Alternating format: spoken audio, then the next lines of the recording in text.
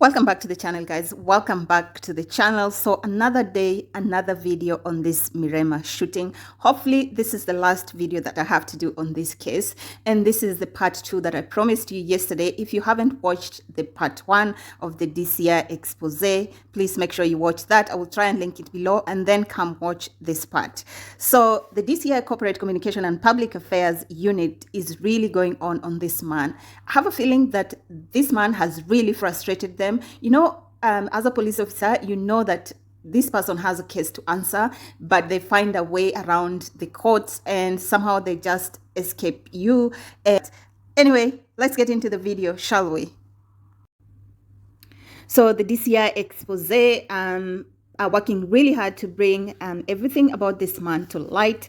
So the drug that this man used on his victims is a drug that is mainly given to mentally unstable patients. And in Kenya, it's mainly available at Mathare Mental Hospital. And I think probably it's also available by transcript from a doctor. Now, I'm just trying to think, how was it so easy for this man to access this medicine? But then I realized it's Kenya, and if you have money, you can get whatever you want. So again, it must have just been a money thing. DCI are saying that this drug in the underworld is called Tamu, and is categorized into 4. So Tamu red, Tamu green, Tamu white, and Tamu blue. If you don't speak Swahili, Tamu means sweet. In Nairobi, they had chosen clubs that they were focused on. So the DCI has given us a list of these clubs. Please, I would advise, don't go to these clubs. Please don't. They probably will be closing down. I don't know if they'll get business after this. Guys, if you go to any of these clubs, please be careful, because I don't know, who knows, probably he operated with other people that are still in the business. I have no idea, but if you can avoid these clubs, please, you'd rather just sit at home, enjoy your drink at home, and watch television or listen to your own music. At this point, it's becoming tricky. So we're being told that the ladies administered the drugs in doses depending on one's immunity. How did they even know that? Men with high blood pressure would not wake up after the first dose. Jeez, the level of evilness in this man and his team. I also just wanted to give you a picture of how this business is run, or what they do when they get to clubs.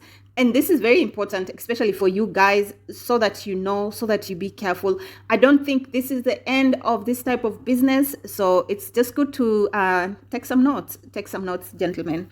These ladies were deployed to a town for assignment. So they're deployed at a town, they complete the assignment, and then they're moved to the next town, and they do it all over again. The main job is to spike a man's drink, period. That's the main job. Guys, if a man was being careful with their drink, the ladies would offer him an energy drink, claiming he is too drunk and not up to the task. Then they would follow with, tender loving, soft smooches, like the DCI is putting it. I'm telling you, this new team at DCI, I really like them. I'm really enjoying it. I'm just really enjoying these people. They are fantastic.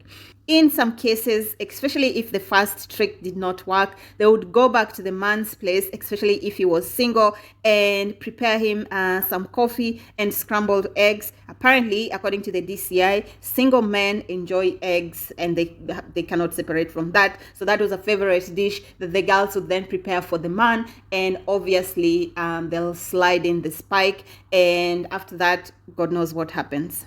The interesting thing about this drug is that the men could not remember anything, including if they were intimate with these ladies.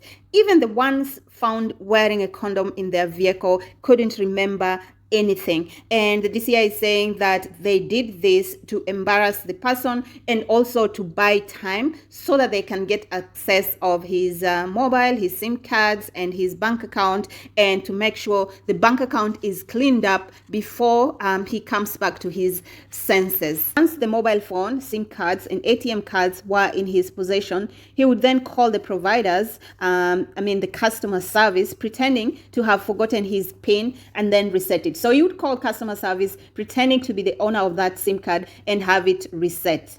From this point, he would take all the victims' money, take mobile loans from all the mobile applications possible. Muvota was so smart that he left no trail of his transactions by operating over 300 registered bank accounts spread across 3 leading banks. So the DCI is reporting that there was an incident where he approached over 100 youths in Embu, posing as a government employee who was recruiting for a project in Lamu, Port, and Mau Mau Road construction. He then offered the youth a meal, nyama choma, and drinks of choice. And then Mr. Muvota told them they needed new SIM cards for the job, as well as 3 bank accounts, which he helped them register and set up, and even paid for the ATM cards. Later, he asked them to register for mobile service banking and use the same PIN. He gave them a PIN. Number before collecting all the SIM cards with a promise to deliver each to the National Treasury for salary processing. And that's how he left. And before he left, he asked the youth to cheza chini and that's the last time they saw of this man, and none of them actually reported him until detectives arrested some of the youth for fraudulent activities in their bank account.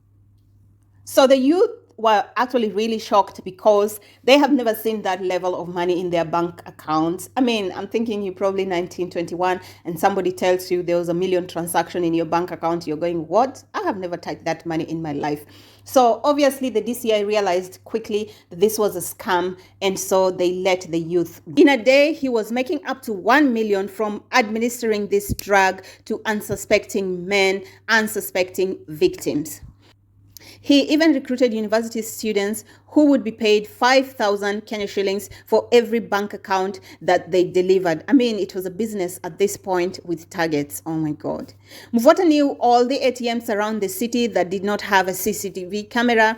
To avoid detection, he introduced himself most of the time as a police inspector based at Kiambu. And even Truecaller identified him as Inspector Morris Kiambu. So preliminary investigations indicate that he had fallen out with some of his partners who fled to a neighboring country immediately after he was eliminated. Previously, Muvota had been arraigned in Kiambu, Makadara, Milimani, Thika, and other law courts on numerous occasions, but he found his way out often by approaching complainants and paying them back their money. The complainants would then drop the case, settle out of court, and disappear. So again, as I reported earlier, this was the frustration at DCI. You can imagine you have evidence, you have everything, and this man just goes ahead and settle out of court. So I'm thinking he was even just paying them probably more so that he can get out of that case. So now up to date, I think I'm so happy with the work the DCI has put on this case so far. It's unfortunate that he couldn't be prosecuted while he was still alive. I'm also hoping there's a way in which they can access these bank accounts and possibly even the victims and refund this money. I'm sure these people would just be really, really happy, but thank you so much for coming back to the channel. Thank you for watching this video, guys. If you're not subscribed, make sure you are subscribed on your way out. Make sure to turn on that post notification bell. Also, make sure you leave me a like. It helps my channel a lot. And also make sure you're involved, you're engaging with me in the comments section.